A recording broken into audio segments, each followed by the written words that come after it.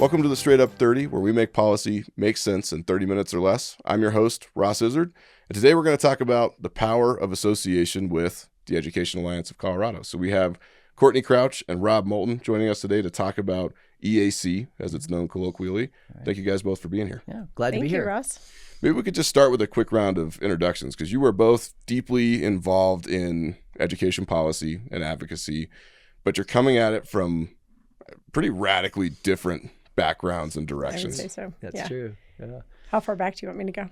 As far back as you want. All the way. You got some cool stuff in the past. Maybe we could start with that. Well, okay. So I graduated from George Washington University and was commissioned in the Marine Corps. Flew F-18 Hornets for a spell, and then did some other related work. And then when I got out in 2010, 2011, got my master's from Colorado School of Mines, started in oil and gas upstream analytics, moved into regulatory work for utilities. And then at that time, my son was starting at Golden View Classical Academy as a first grader. It was their founding year in 2015. And I thought, I don't really know what this whole charter school thing is, but I want to learn more. So I became a pest. Got sort of inserted myself into the school's workings and goings on through the School Accountability Committee, was invited onto the board in 2017.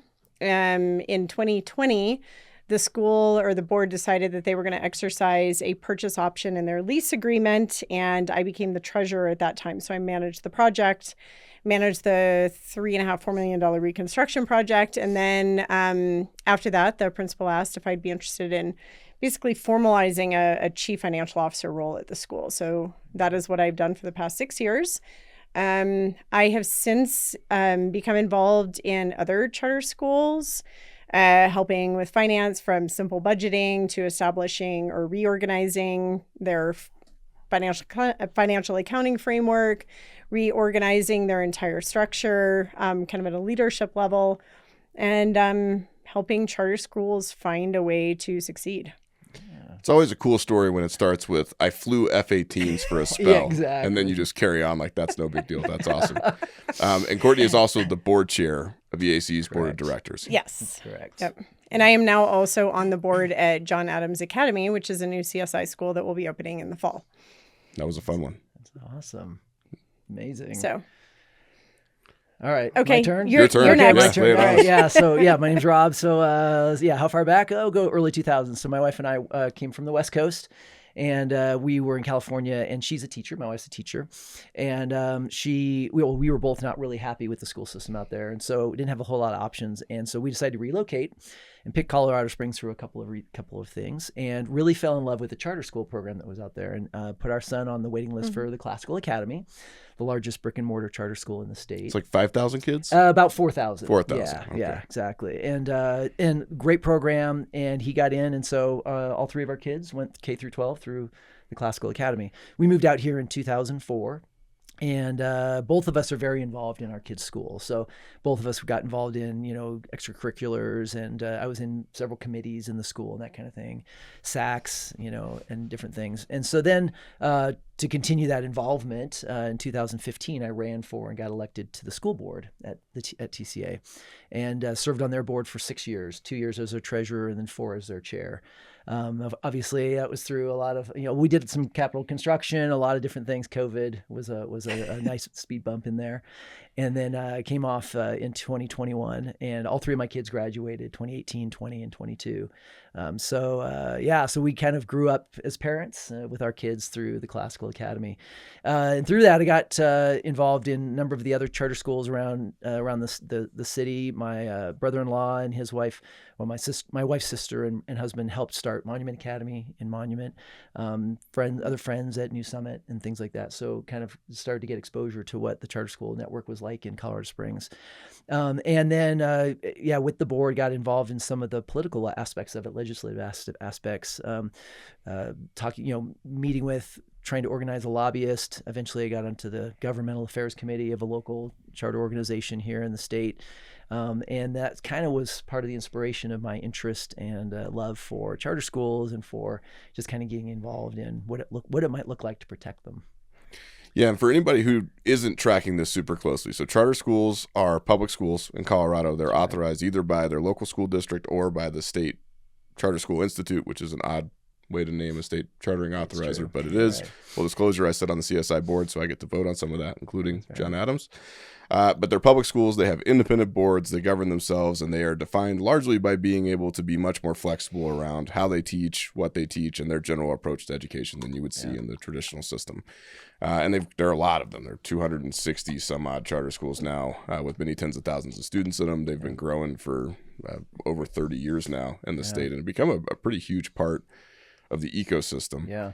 And as they become more of a part of the ecosystem, they have sort of diverged from one another, right? Which was sort of the point. The whole point of the charter movement was that you would have these very unique schools that were able to pursue different forms of education that focused on different aspects or used different models or different techniques or any of that stuff. And as they have done that, there has been this increasing need to deal with this ever more complicated policy environment and an ever more diverse sort of school universe and educational ecosystem underneath it. And that led at one point to a meeting with me and Rob and a few other people at this nondescript breakfast place in Colorado Springs with a few school leaders and some parents. That's right. Who were like, there's a lot going on in the policy world. This is the middle of COVID. There's a lot of things happening, and it's sort of, there's just stuff going on. Yeah. And we were sitting there eating, I think I was having some terrible version of like chicken and waffles. And somebody was like, well, can we like start an association? Can we go out and advocate for ourselves? Can we get involved? And the answer through a mouthful of the bad chicken and waffles was, yeah, we could do that. And we could put it together. And it's been a wild story since then. It has. Yeah. And taking just a little step back, that was in 2015, 16, when I started on the TCA board. I did have this idea, it start in the back of my brain on what it would look like to do advocacy for TCA. And we experimented at the time with the administrator. He and I were really good coworkers at that point, and so we brainstormed some ideas.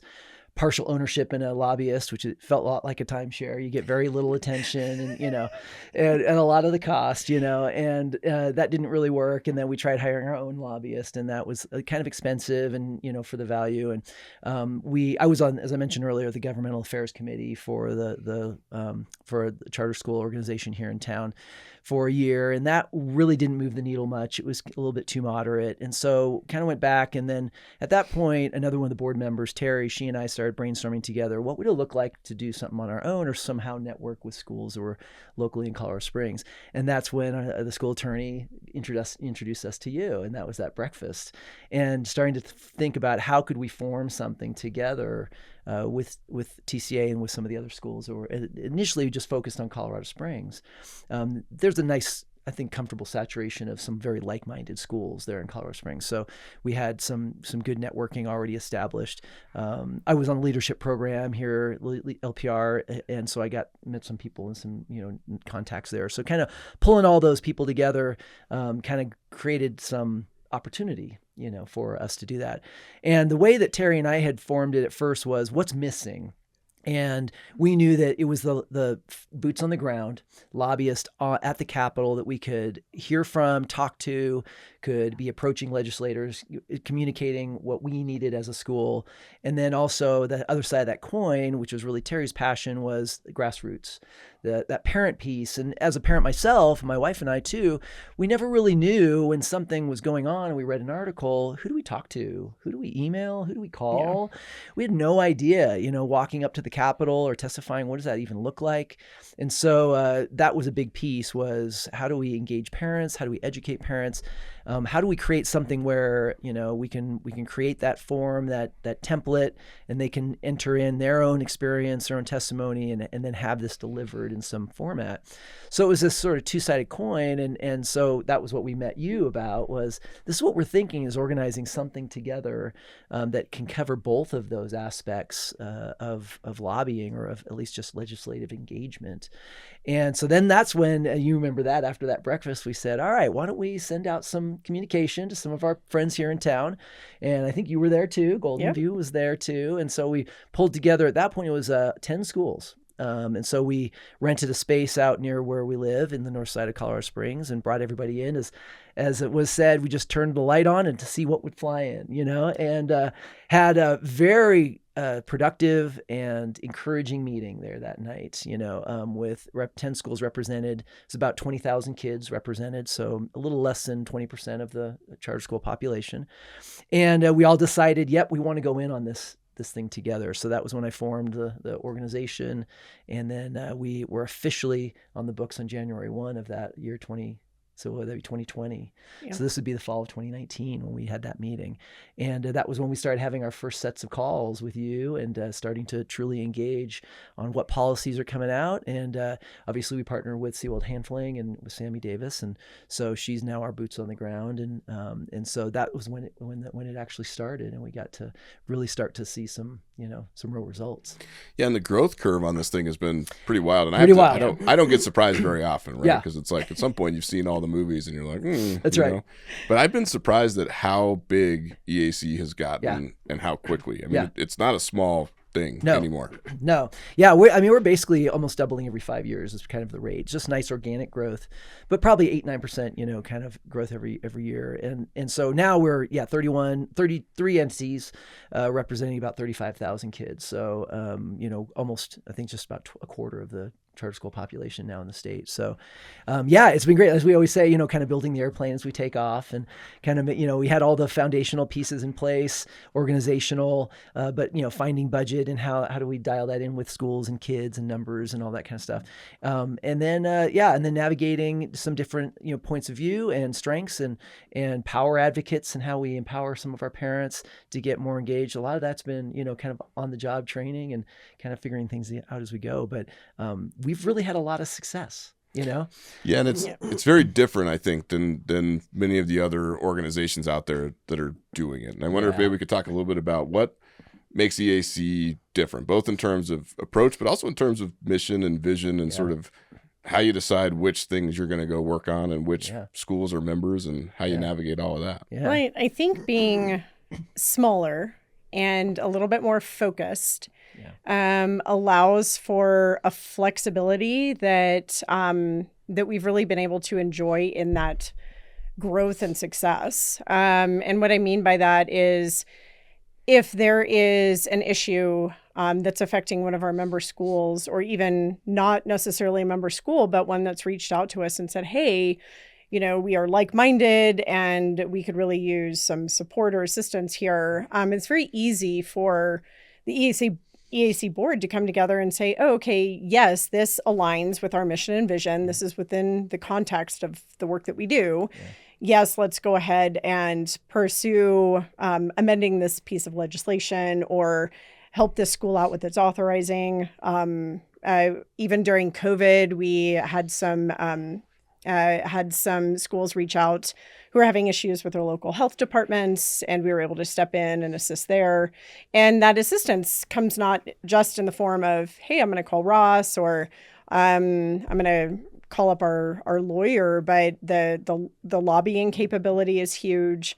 And I think about the power of that specific representation in a huge state. I mean, when you think about, oh, I'm a parent and I want to track this particular piece of legislation or this thing that's going on at the state capitol for my school, it's intimidating. Yeah. But to be part of an organization that has names and faces and capabilities, tried and true capabilities, is I think a big reason for the success that the EAC has seen. Yeah. And just being able to hone in and focus on very, very specific issues that are important to our member schools and our parent communities. Yeah.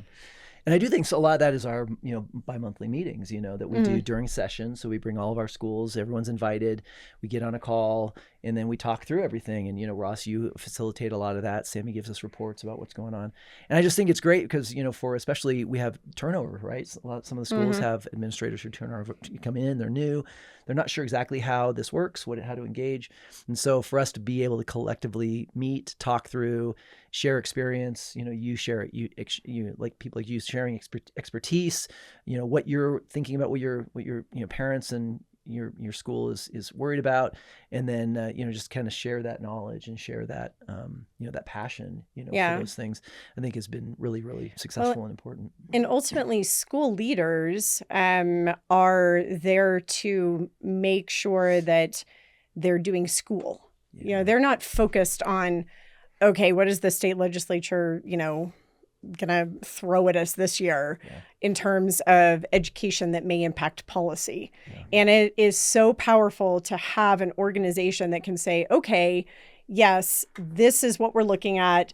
This is currently what we're doing to try to amend it or completely oppose it. But then at the end of the day, we go one step further. Okay, this thing has passed. This thing has been adopted. We now have to address it. And let's talk about how it impacts your policy. So it's a full circle kind of support organization that doesn't just say, oh, okay, well, the legislative session is done and now we're done too. I think that's another very powerful aspect. And when I speak with other school leaders or parents who want to get involved, that's one of the key points that I address. Yeah, and so EAC is really at its core an association, right? I mean, we call it the alliance, and it is an alliance, and that's probably a better word for it, because a lot of that really kind of interrelated collaborative work only works well if there's some level of alignment among the membership, right? And so this is something that it's not unique to education, right? There are other charter school associations in the state. There are other educational associations in the state. Some of them are very large. And this happens in every industry. So as something gets larger and the industry gets more diverse by just sort of definition, you wind up with more interests on the ground. Those interests eventually diverge from one another, but they all, if they're living under this massive association that exists to represent everybody who sort of kind of falls into this particular bucket, it gets tough, right? And you reach a point where eventually any given association is not really able to effectively represent the views and the incentive and the goals of their particular membership, because they have to focus on the macro, right? They're up here at 100,000 feet. They really can't deal with the 5,000 foot pieces. And one of the cool things about EAC has been how aligned the schools and the members are, which means that you can keep it kind of intentionally small, as you said, but also you sort of know where everybody sits, right? Because there's not a huge divergence of opinions out there. These are folks who are largely on the same page about school choice and charter schools and education policy. And as a result, you were able to sort of better focus those voices in the legislature, when before EAC was around, to be honest, that wasn't really happening. And when EAC first started, there was a not insignificant level of consternation, right? People were like, well, that's our thing, and this will never work. And now we're splitting the constituency, and how's that going to work? And the sky is falling. And it actually has turned out to be the opposite. It's brought more people to the table. It's engaged more parents and more schools who otherwise felt so sort of disenfranchised and unheard that they weren't in it into the fold, which is really pretty cool. And I think a lot of that comes down to the fact that EAC is not a take everybody association. It's got standards, right? It does, but also our scope is not to like pursue, for everyone to have the same curriculum, or the same kind of student, right? I mean, we are here to say, regardless of your ideology as a school, regardless of your student body, your constituents, whatever, that we want you to have the freedom to choose to do whatever it is you think is best for your local students, right? And so our scope, you're right, it has a somewhat of a conservative side, only because freedom tends to be that way. It just tends to be sort of on that side of the aisle. But the reality is our focus is freedom, choice, regardless of what school. For the schools and for the parents. Exactly. For the schools and parents, for them to choose. If they want to adopt something, that's their choice, but to not be forced to do that by the state. Yeah, and that's important. I mean, we should clarify, there are some schools in the EAC network that are not right-leaning or conservative at all, and all of them are public schools, so they're not really allowed to have political viewpoints that way anyway. But they are all aligned on the idea of parental choice and the idea that charter schools, which were designed to be autonomous schools, should stay autonomous. That's right. Exactly. But autonomous doesn't mean isolated. Right. And it is nice. You can join an industry organization or an alliance, and you're just one of another 200, 250 schools. You can still feel a little isolated. And so it is nice to not be completely anonymous in an organization that's representing your interests, but then the interests of all of the member schools as well. So that's right. Yeah, and trust me, being in up north, you can feel a little isolated. Right. Yeah, I mean, it can be a really interesting sort of universe for all of these schools who are trying to find their way in a really complex area where, they may be a small fish in a really, really big pond, and the idea of EAC is to sort of equip them to go out and do it. That's right. I think one of the other things that sets EAC apart is the fact that, yes, there's a lot of policy work, there's a lot of advocacy work, there is a fair amount of lobbying that goes on, but also there is a really intentional focus on activating school leaders and folks inside schools professionally and parents, which is something that, to be honest with you, in a lot of education just doesn't happen very often. There are a lot of, if there's a big fight on Mount Olympus and we're kind of throwing eggs at each other in the ivory tower, That's right. and the parents are not often invited into that. And EAC takes kind of a different approach to that. Yeah, exactly. Yeah. So we have our membership and we have, our mailing list, and people sign up and they participate in our newsletter where we educate, but also in policy responses and testimonies. So when there's bills that come up, and, we'll provide those links in the email that allow them to click, go into a template, be given some information about the policy, the bill, whatever it is, that, the impact on them as a parent, their school, and for them to then write in what their feelings are, and then hit send, and then that gets delivered to the people who are involved with that bill. So it gives them a direct voice, direct connection to those legislators, and that's, I think, different than anything we've had in the state. And it's so easy to do. Yeah. Whereas it's not like you're just going to some Google and That's right. I'm going to Google my rep and That's right. Send an email into the ether. That's right. It is empowering, and I really like that aspect of it, and not just empowering for the school leaders, but parents too. Parents need to know that their voices are being heard, and not just at the school itself, but in politics and in other areas where parents feel like they need to make a statement and stand up for their right to choose. Yeah, that's right. And it's interesting how unique all of those stories are, right? Because these aren't form letters. These are people who actually sit down and take the time to write out their particular story and send it in. And as a guy who spends a lot of his time lurking in the Capitol and dealing with that side of it, it's really helpful to have folks that are working the policy angle and working the inside of stuff inside the building, which you have to do whether you want to or not, right? That's part of the game. We've talked about lobbying on this show before too, but it doesn't mean as much if it's not connected to those sort of parent voices. And so I think EAC's had a lot of wins really over the last 4 or 5 years, including some really big kind of existential scary ones. It's true. And it comes not from having a lot of lobbying or having the right policy ideas. I mean, that's part of it. But a lot of it comes from the fact that kind of advocacy is going on with this sort of upswell of parental activity and storytelling and engagement that just doesn't happen very often. And it allows the needle to move on stuff that otherwise I think would be very difficult politically to move. Well, and I love that we've got a couple of different very powerful tools, particularly when we're talking about legislation. One is that very strong and what can be like, we're hitting the big red button. That's and, basically to us, what that means is, okay, we want all of our parents sending as many emails, flooding those email inboxes as much as possible. And in some of that big, scary legislation, when we're fully opposed to whatever it is, that is such a powerful tool. But one of the things that I've had the opportunity to learn working with you and with Ross is that sometimes that isn't necessarily the most effective. Sometimes we need a scalpel approach, and learning to be patient and work through amending legislation rather than just burning political capital by fully opposing things is also, I think, another reason for our success up to this point. Yeah. And we pulled in people, obviously from our members. So our schools, they send out our link or whatever, school-specific information about the EAC to their members. And then also just through our website at allianceco.org that anyone can go in who's a caring parent, wants to find out what's going on. They can come to our website, sign up, and then start getting our communication and start participating in the bills that are going on and learning more about what the impact is for even their school, even if they're not a member.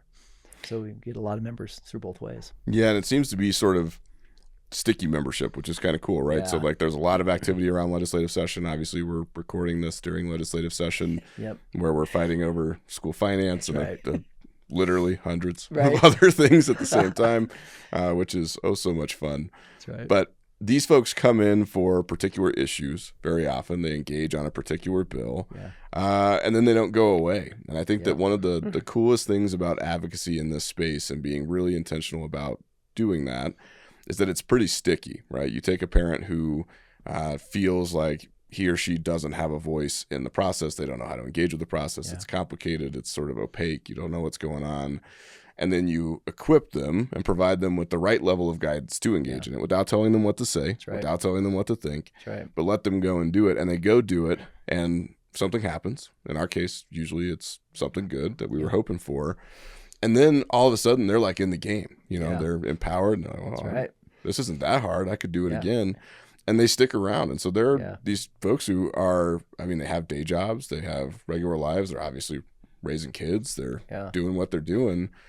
And then they're also showing up as these incredibly effective advocates who I think are moving the needle more than anybody like me down there ever would, to be perfectly honest. And that's pretty cool, especially when you think about the fact that your background really was as a parent coming into it, and now you're paying it forward. That's right. Yeah, and it's fascinating work. I mean, it's, you know, bills are not that complex when you break them down to what the impact is, right? And what's the don't say that, because I gotta be able to sell what I do. That's right. That's true. It also depends on who writes them. That's right. It is true who writes them. But I mean, you know, they all have a very similar, you know, pretty narrow focus, and so you can kind of just look at it and know exactly what's going on there, and you can know whether it's going to, you know, hurt you or help you. So it's really not complicated work in that sense. As a parent, you know, it doesn't take a lot of time to understand what's going on. Yeah, that's right. Just got to give them a chance. That's right. So, yeah, exactly. Any key bills we need to talk about that are going on right now that we want to? Well, we could, but then we'd have to call it the straight up 120 probably to be able to have a conversation that goes down that road. Well, at least it's on the website. That's right. There's plenty going on. For those of you who are already involved in EAC, you are obviously seeing a lot of that, and you will be seeing more of it shortly. We've got 3-ish weeks of legislative session left. You know, we're getting there slowly but surely.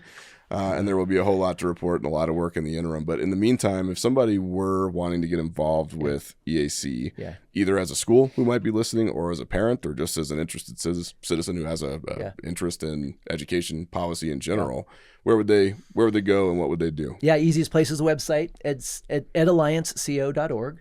And you can sign up right there. So there's a button to click on, and you can fill in your name, information, email, what school you're a member of, and then you'll get right into the system, and then you'll start receiving all of our information. And then I think it expands from there. They can reach out to us directly, info@allianceco.org, the email address, and then I can direct Power Advocates into whatever avenues we might have available for them. So website and email. And you're always accepting donations. Oh, yes, that always, of course, yeah. The majority of our budget, thankfully, comes from our members, but but we do take private donations, and those have been growing over the years as well. So that's always helpful. Yeah, so we got information on the website about how to do that too. Well, great. Thank you both for joining us. Yeah, thank you. Thanks for what you're doing. It's going to be real crazy here for the next few weeks, but then summer. So that's great. Then we can, lick our wounds and that's right. Or maybe celebrate. Or maybe not celebrate. Or maybe not. That's right. Celebrate. Yeah. Right. But we're in here for the long game. So we're just kind of getting started. So it's kind of exciting. Just kind of getting started. Yeah. So I feel tired when you say that. But thank you guys for coming. That'll do it for today's episode of the Straight Up 30. Thanks for listening. We'll see you back here next week.